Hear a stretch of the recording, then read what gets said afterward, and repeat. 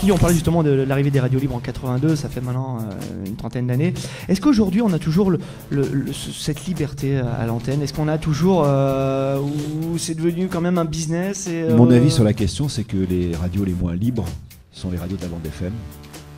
J'ai passé 7 ans à Énergie, qui est une radio prison magnifique, mais qui est une radio prison pour un animateur. C'est aujourd'hui être animateur sur Énergie, hormis de faire un créneau à la Coé ou à la Nikos, c'est être prisonnier d'une playlist dont l'ordre est obligatoire, des jingles dont le numéro est obligatoire et une intervention de 20 secondes dans laquelle on te dit de dire 3 fois Énergie, de faire une promo, d'annoncer les 4 disques d'avant. Maintenant j'ai appris qu'ils ont des nouvelles règles DJ débiles où on peut plus annoncer ce qui vient de se passer parce qu'il faut parler que du futur et quand tu annonces un titre, il faut pas annoncer le titre, il faut juste annoncer l'artiste. Enfin, c'est pas de la radio. Enfin, c'est pas voilà, c'est un petit peu stéréotypé, un peu robotisé. Et c'est vrai qu'en tant qu'animateur, quand on est derrière le micro, c'est un petit peu frustrant quand même. Sûr.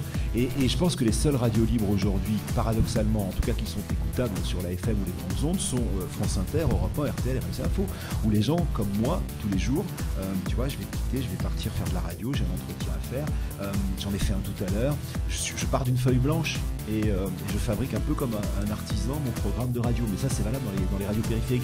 Et puis peut-être que ce qui va être une très grande révolution, et moi je le crois vraiment, ça va prendre sans doute plus de temps qu'on le pensait au départ, ça va être la web radio, ce que tu es en train de faire. C'est-à-dire que le web va permettre justement à ceux qui, dans les années 80 comme moi, ont pu débuter la radio, mais il fallait un peu d'oseille, et puis il fallait une infrastructure.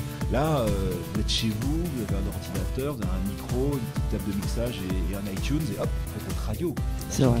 Ça, c'est peut-être ça va être la deuxième et plus grande libéralisation des ondes. Est-ce que c'est pas non plus la mort des FM? Non.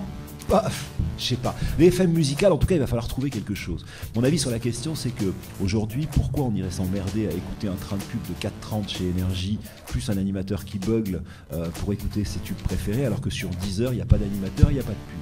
Donc voilà, donc les FM musicales, et d'ailleurs elles l'ont bien compris, preuve le mercato du moment, aujourd'hui on voit Cyril Hanouna et pour le coup ça bouge cette saison, il y a énormément de changements. Sosie arrivé sur Fun, Manu qui arrive sur Énergie. Voilà, les FM ont bien compris que la valeur ajoutée, et ça c'est une très bonne nouvelle pour vous tous qui êtes futurs animateurs de radio, c'est-à-dire que les FM ont très bien compris qu'il faut qu'on trouve chez elles quelque chose qu'on ne peut pas trouver ailleurs. La musique on peut la trouver partout désormais et gratuite, donc ça signifie que si tu veux rajouter une vraie valeur qui n'existe nulle part ailleurs dans ton programme, il va falloir que ce soit une valeur humaine. Il va falloir innover. Et oui, et moi je pense que les hommes riches de demain seront les types qui seront capables de tenir des mornings en FM. Travail. Donc c'est une bonne nouvelle pour certains d'entre nous ici. Il va y avoir du boulot. Ouais. Mais il faut être bon.